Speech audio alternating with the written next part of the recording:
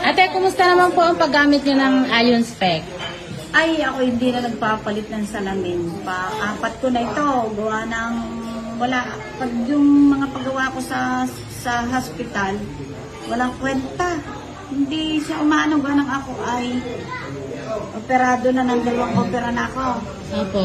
Ay, dito lang ako pumirmi ng paggamit kasi talagang malaki na itulong sa akin.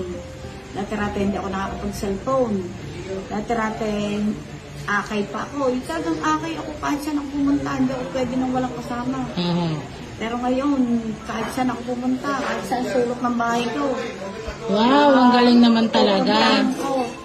Bago yung maliit na letra sa cellphone, natitingnan ko. Ultimong pera, hindi ako makapagbilang. Wow. Yun. Ngayon kitang-kita nyo ng pera, ate. Ngayon, kitang-kita ko.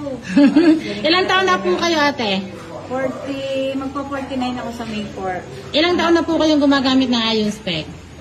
Almost parang 8 years. 8 years na ako. Napakatagal na. Napakatagal na yung 8 years. Alakalam pa ng tanawan. Opo. Pang ilang Ion Spec nyo na po yan?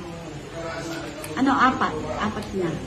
Pang-4 na po. Hindi doon nakakapagtaka sa sa talagang cellphone. Nakakapag-text na.